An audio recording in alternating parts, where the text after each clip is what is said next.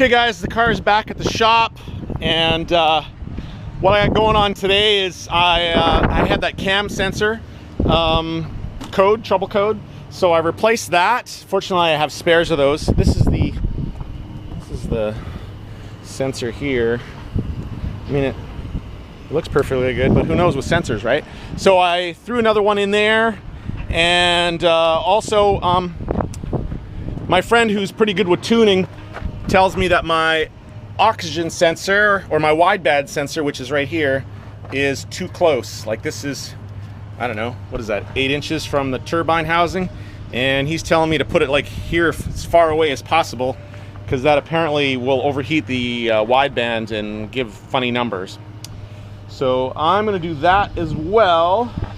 What else is there? Oh, I gotta clean my MAF sensor. Yeah, so I got some special spray.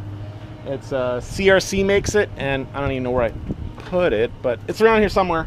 But that will clean off the MAF sensor. And man, I got my fingers crossed. And I'm gonna do some testing today at an unknown location. I'll do some testing today, and I'll probably get some video of that too.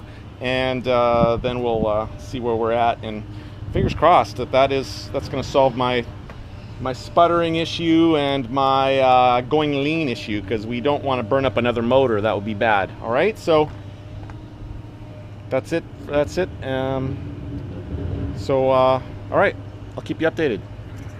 All right guys, I'm back from wrestling my MAF sensor out of the MAF tube, and so here it is. It's never been out of this MAF tube. This is the original one out of the Buick Regal Turbo that I got, and I don't know if you can see it.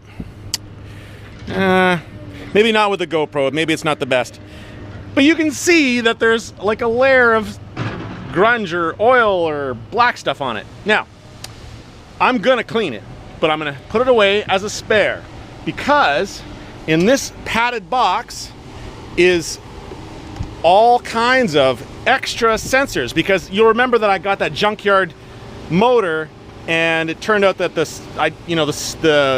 cylinder walls were too badly damaged to fix.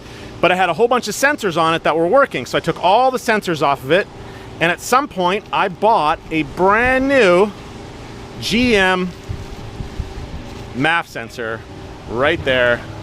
Let's see here. So this has never been out of the package.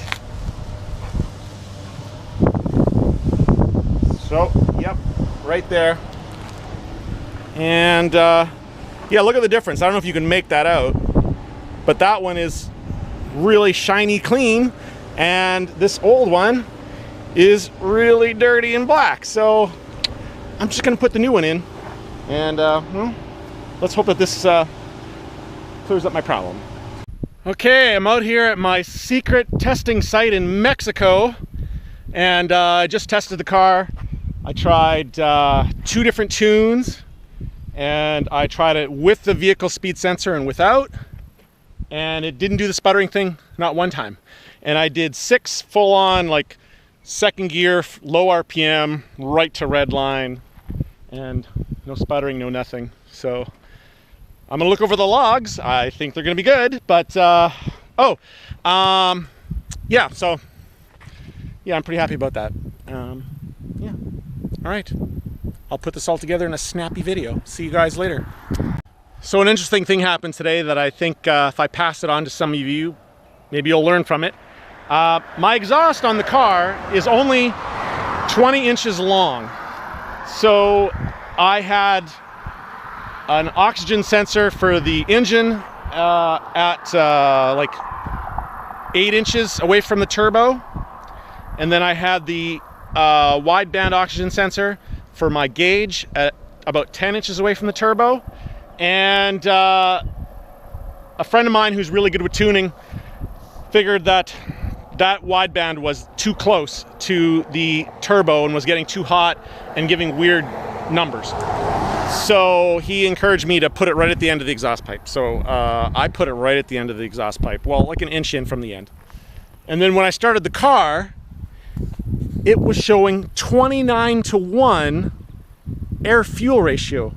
Well, we all know that 29:1, the car shouldn't be running. Like, it's probably you know, it would probably melt the hole in a piston before it got that far. But yes, that's what it was. At idle, 29-1. Well, this was really disturbing. So I didn't know what to do. I tried recalibrating the oxygen sensor, and that didn't work. And I took my old oxygen sensor, my old wideband gauge, I took that one and I put that one in, and I screwed that one in to the port that was at 10 inches.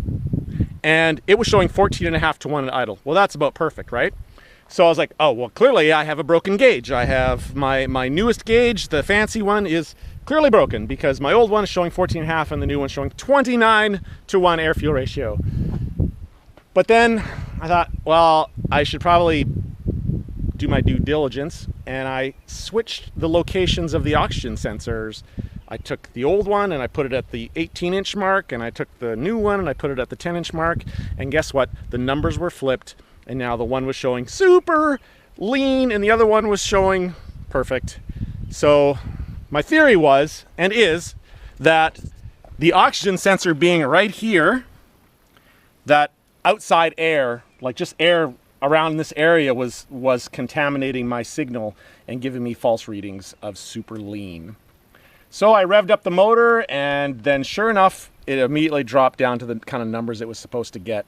So now I had to weld a fourth bung into my little 18-inch exhaust 2 inches farther in. So that one now, it's 2 inches farther in, it's at 16 inches. That one is reading exactly correctly. And when I compare the numbers of that one with what the engine is commanding and saying it wants, they exactly match up. So, really excited about that. The car's feeling good. So it was a pretty horrible Monday for me. I only got 3 hours of sleep last night because all this was rolling around in my head. Like, what am I gonna do? Like, my car's got these lean spikes and it's weird things, and I'm gonna melt a hole in it. And so I didn't sleep at all last night, and I was kind of miserable well, no, that's not true. I was determined today to not infect everybody else with my sickness of being in a bad mood. So today I put on a brave face and I was nice to everybody and like, hey, how's it going? But inside I was really hurting inside. But I'm good now. I'm good now. Car, I just did perform my little test here at my secret test facility in Mexico, and yeah, car is fantastic again. So yay! Back in the trailer, and I guess in a couple of weeks we get another double header, and I'm looking forward to that because it is at a facility that we only get to go to once a year or maybe twice a year. So I'm really excited about that. So anyways, we'll see all you later.